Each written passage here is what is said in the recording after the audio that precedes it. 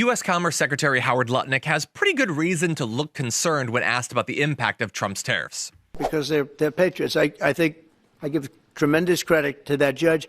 And now it's going to the Supreme Court. Now we're going to be asking for early admittance. We're going tomorrow, and we're going to ask for an expedited ruling because, when you look at the stock market's down today, the stock market's down because of that, because the stock market needs the tariffs. They want the tariffs. If you look at AI, all of those, all of that money that's going to be invested, trillions and trillions of dollars, the biggest thing, bigger than the internet, I suspect. It's the internet plus 3 or 4 other things combined. We are leading very substantially with AI. We're leading because of tariffs. We're leading because of talent, and this is where they'd like to be. But without the tariffs, we wouldn't have a chance because we wouldn't be able to protect those investments of the companies coming in. So if you took away tariffs, we could end up being a third world country. That's how big the ruling. So we're asking for an expedited ruling. So the tariff revenues are amazing, right? $700 billion a year. That's just net new money the government never had before. So you take that every year for 10 years, that's $7 trillion.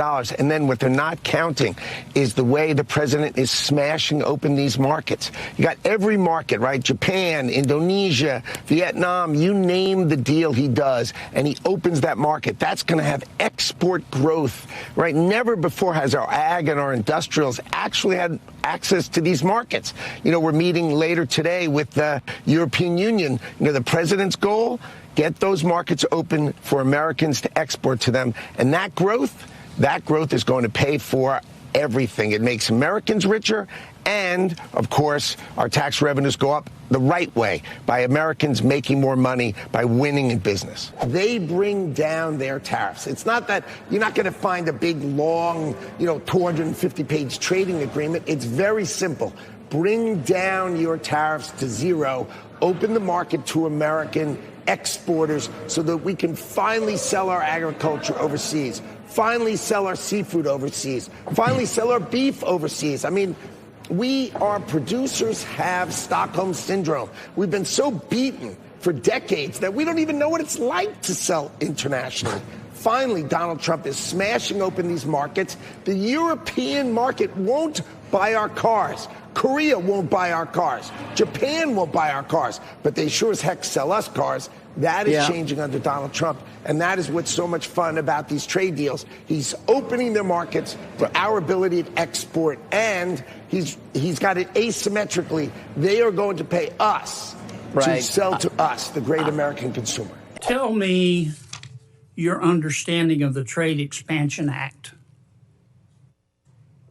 I don't have a really good understanding of the term. I may know the act, but I may not know its title. You're not familiar with the Trade Expansion Act of 1962 that gives the president almost unlimited authority to impose tariffs so long as you conduct an investigation? You don't know about that? Oh, my 232s, of course I do.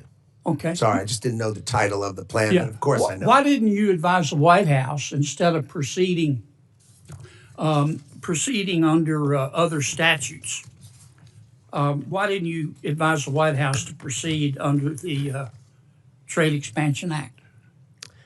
The president chose IEPA because he could do it swiftly and he could do it sweeping in order to address the underlying problems that had created the $1.2 trillion trade deficit that was haunting the United States of America. Have you read the opinion in VOS selections, VUS? I have. What role does the major questions doctrine play in that decision? I am not a lawyer, so I can't speak to it with that kind of precision. That's a litigation that's under current investigation. Are you familiar with the major questions doctrine? Not offhand, but I did, of course, read the decision. Well, about 3/4 of the opinion is on the major questions doctrine.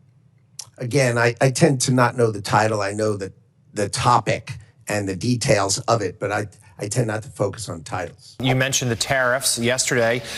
You grilled Commerce Secretary Lutnick about what seemed to be some ideological inconsistencies as to why this administration is doing these tariffs, reciprocal and the like.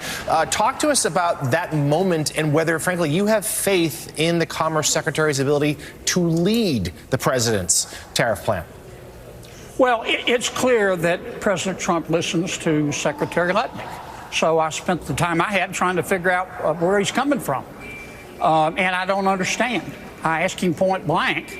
I mean, my vision of reciprocity, which I think is a good thing, is to lower tariffs, if you can, to zero on both sides. And let there be a free exchange of goods and services, may the best product and the best service win. And I thought that's where Secretary Lutnick was going. But I asked him yesterday if Vietnam, for example, removed every tariff and every trade barrier, none, zero results, nada, would we remove ours? And he said, no, that would be silly. So the obvious question is, who's on first? What's on second? Why are we having these trade talks? And I don't understand, based on his answers. I'm going to try to have a conversation with him. Well, you lead me to a follow-up question here. You know, that same uncertainty is clearly reflected in the markets. Business leaders aren't sure where this is going. Foreign governments aren't sure where this is going. What is can you get a sense as what is the point of these tariffs? Are they creating more chaos and harm than any revenue they may be bringing in? Well, I know what the point is for me. It's reciprocity. But clearly the markets haven't figured it out yet. I mean, you know that. Unless you have an opium habit, you can see. Forget about Amazon. If a company were to say we're raising prices because of the tariff, is that a hostile act? I think if you go out of your way to try to make it seem like your price has changed when it's nonsense, okay? A 10% tariff. Why is that nonsense? Because a 10% tariff is not going to change virtually any price. The only price it would change would be a product that we don't make here, like a mango. You know, if we don't have mangoes here and we charge 10%. Hopefully nobody's making mangoes. Right, yes, your correct. Or cocoa. Right? We don't grow cocoa in America. So, but what you're going to see is you're going to see us relentlessly do trade deals everywhere in the world. And when we do a trade deal with that country, we're going to say cocoa does not have a tariff. Right? Because this is the smart way that Donald Trump is doing it. He understands if you make a deal with a country and you give them the parts that they want and they need, they're going to open their market. Let us sell soybeans there. Let us sell, people won't let us sell chicken. They won't let us sell beef. It's all nonsense. Lutnick might seem to be all in on Trump's tariffs in interviews like this, but even he knows it's unlikely the courts will let them stand. In fact, he knows it so well that his old firm is literally betting against them. Lutnick used to run the investment bank Cantor Fitzgerald, stepping down to take his role as Trump's commerce secretary. But the company, which now is run by his sons, is offering clients a way to cash in if the tariffs eventually get struck down. If courts eventually rule Trump's tariffs are unlawful, companies that paid import duties could apply for refunds. In a letter seen by Wired, a Cantor rep explained that the firm would trade the rights to those refunds for just 20 to 30% of what companies paid, meaning Cantor could pocket 70 to 80% profit if the tariffs collapse in court. Now, these kinds of law-dependent trades aren't unusual in finance. What is unusual is the Lutnick connection. Publicly, he's been calling tariffs a huge win for the U.S. economy and totally above board. Privately, his family's firm is setting itself up to make an absolute killing if the whole thing falls apart. The grifting truly never ends in this administration.